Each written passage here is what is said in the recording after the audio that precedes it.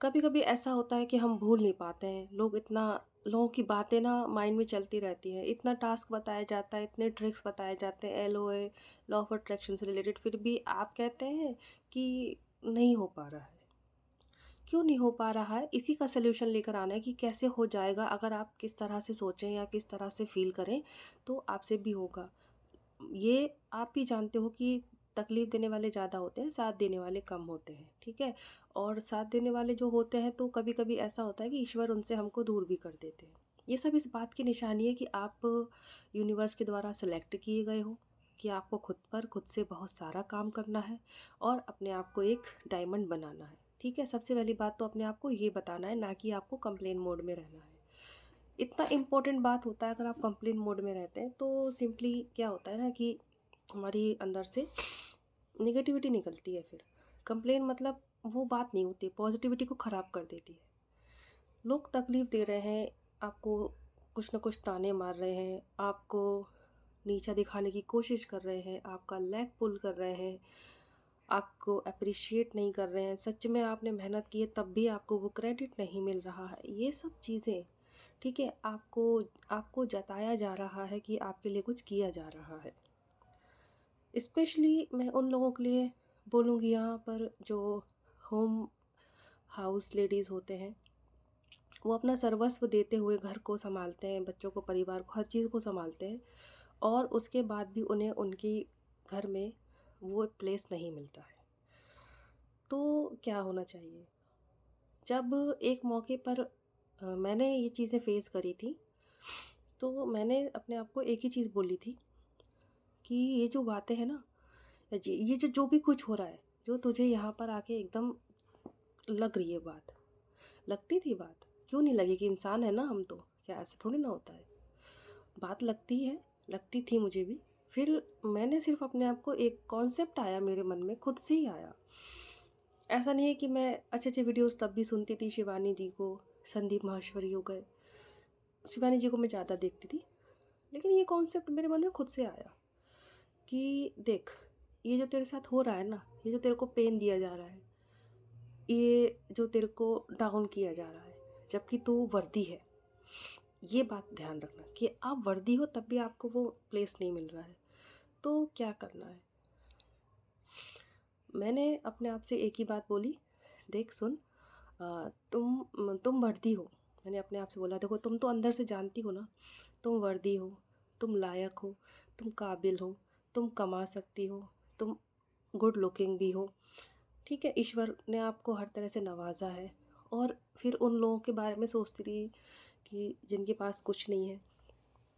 तो मैंने अपने आप से सिर्फ़ इतना बोला कि ये जो एक-एक पेन है ना, एक-एक बात है, एक-एक ताना है या एक-एक हरकत है व्यक्ति की जो आपको चुभ रही है, जो आपको, तो वो चुभने के वे में इस्तेमाल नहीं होनी चाहिए।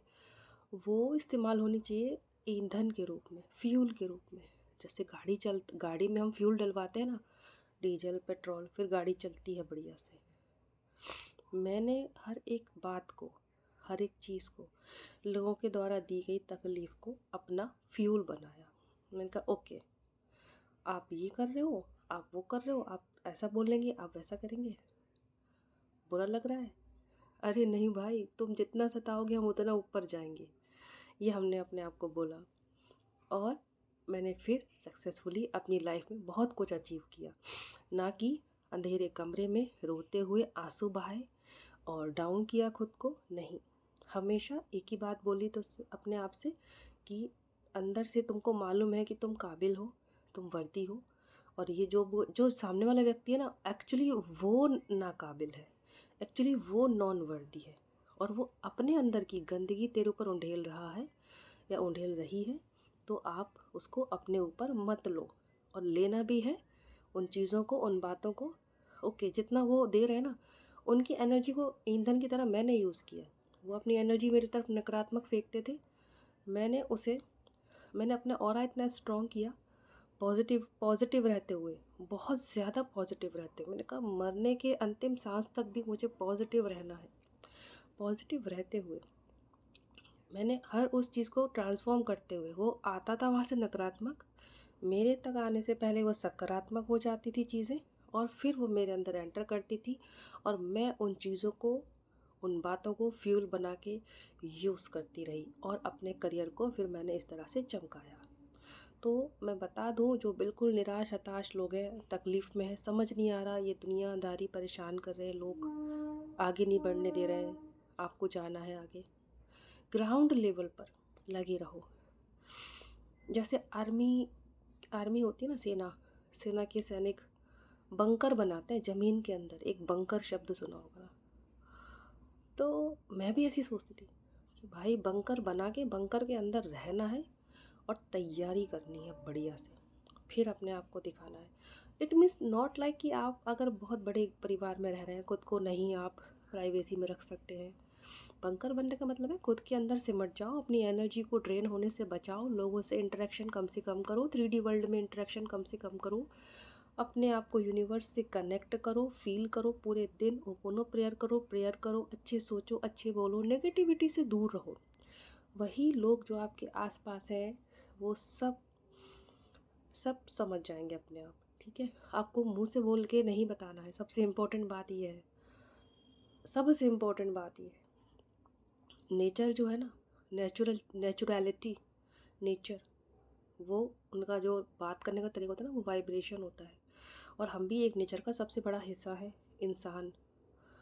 मुँह से बोलने की ज़रूरत सबसे लास्ट में पड़नी चाहिए, ये सोचो आप, ठीक है। तो बिल्कुल तकलीफ़ नहीं होना है, जिसको भी है परेशान है, पेन बना लो, पेन को अपना ईंधन बना लो, आने दो पेन, लोग दे रहे हैं, ओके, आने दो, आ रहा है ना, उसको उसको रोको नहीं, अरे आज उसने ये कह दिया, फिर हम रो रहे हैं बैठ के, ये करना था, ये मना कर दिया, परमिशन नहीं मिली। मतलब स्पेशली मैं फीमेल्स के लिए बता रही हूँ ये, और सभी लोग, तो उस बात को अपना फ्यूल बनाओ, ईंधन बनाओ, और रॉकेट की तरह ऊपर चले जाओ, सक्सेसफुल बनो।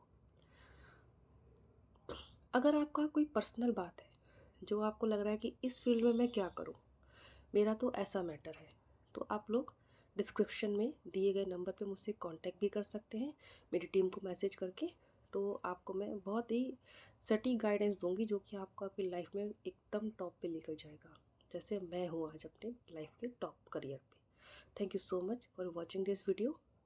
बस एकदम लगा मुझे कि मैं ये बना दूँ, एकदम फील आया, लगता है किसी के साथ कोई होगा परेशान। जब हम प्योर सोल बन जाते हैं ना, तो हमारे हमारे पास भी फ्रिक्वेंसीज आते हैं। मुझे लगा कि अंदर से बैठ के ये इस पे बना दे वीडियो, कोई सुनेगा तो उसका कुछ फ़ायदा हो।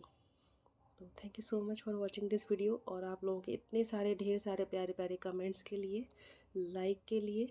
और अगली वीडियो में मैं एक काउंसलिंग भी शेयर करने वाली हूँ अपनी, कि किस तरह से एक क्लाइंट के साथ मैंने डील किया और उनको उनको सक्सेस मिली, एक सक्सेस स्टोरी है। Thank you so much for watching this video. खुश रहें, पॉजिटिव रहें। जय हिंद।